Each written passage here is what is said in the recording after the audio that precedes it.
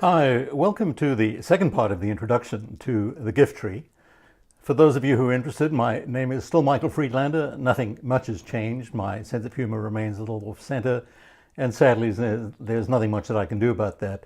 If you survived the first video, the first introduction, or part one of that introduction, you should be fine with this one. In that first part of the introduction, I tried to lay out what inspired me to create the program, what I saw the vision of the program as being, and what I thought made our program a little different from other storytelling programs out there. There were two things in particular that I hope you took out of the first part of that introduction. Firstly, our elevator pitch is ridiculously simple.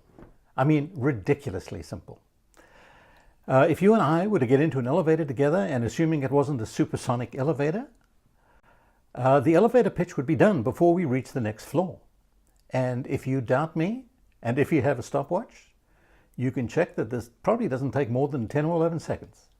So if you have that stopwatch, take it out, on your marks, get set, go. Our foundation offers a storytelling program in which we tell stories that offer gifts that make a difference for the better in the lives of those we touch. That's it. 10 seconds, 11 seconds. I doubt it's much more than that. It's really simple. And because I played a large part in conceiving this, I think it's totally brilliant. Incidentally, I once ran a music company, and my partner and collaborator in that, a fellow called Shadow Stevens, came up with a business mantra that I totally believe and that I've been using forever. And that mantra simply is this: do something simple, but do it brilliantly. Well, we've come up with something simple. We just now need to do it brilliantly. So that's the first thing I took out of, or I hope that you'll take out of that first video introduction, which is that the elevator pitch is really simple. The second part of it is that I hope you appreciate that we are neither a cult nor are we a church. Although I did think seriously about becoming a cult or religious leader. I saw myself with flowing locks, wearing a robe that wafted with the breeze, with open sandals, of course, giving pronouncements from an icy mountaintop to my admirers who loved and adored me more than the Kool-Aid we gave them. And then I realized I didn't have the hair, as you can see, and I remembered my days in Montreal, where I really, truly hated the cold. So any idea of becoming a cult leader living in the freezing cold was never really a starter. So, we are neither a church nor are we a cult. We don't proselytize. We don't even ask you to agree with the gifts that our storytellers offer in their stories. The fact is that those gifts made a profound difference in the lives of those storytellers, but we're not asking you to accept them. If you don't, that's fine. If you take out other gifts from their stories, that's fine too. Go for it. That's just not a problem. All we're trying to do is to expose you to what we think are some really terrific stories and gifts, and to make a difference in your lives for the better in the process. That's what we're doing. Oh, and incidentally, we don't sell you anything in our program. So that's what I hope you took out of the first part of the video.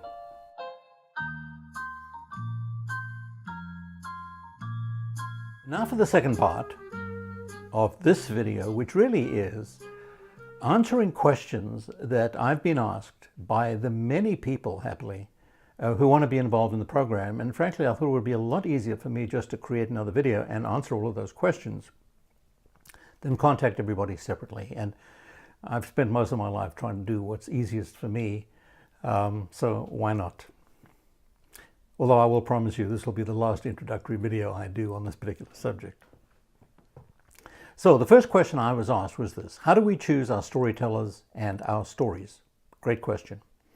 Well, we have a general approach to choosing storytellers and a specific approach. The general approach is very, very simple. We are simply looking for really interesting people that may have interesting stories under their belts that they can tell in a compelling way, in a way that people who hear them will want to share them. We're looking for people with diverse backgrounds coming from different industries. who don't fall into easily identifiable categories. So that's the general approach. When I invite people to join my LinkedIn network, I get questions saying, why me? And I tell them exactly what I've just told you, that I've invited them because they seem interesting. They seem to be involved in interesting spaces with access to interesting people. And I think that they could well have interesting stories to share. That's the general approach. The specific approach is that I just believe that different people see life through the prism of what they do and who they are. So, for example, a veteran who has seen deployments overseas may well view something quite differently to somebody who hasn't had that experience. Similarly, I'm totally convinced that women see the world differently, and in many cases, in a better way than men do. So we are having outreach programs to veterans and to women and to people I call dreamers, people who have dreams that they want to realize. Always remembering what Nelson Mandela once said, that winners are dreamers who never give up. So we're going to focus on dreamers, or entrepreneurs if you want, women and veterans. We're also going to focus on people who have a specific interest in ethics, sustainability, relationships, education, and anything else that sort of grabs our attention. So those are the specifics of the storytellers that we're going to be seeking out.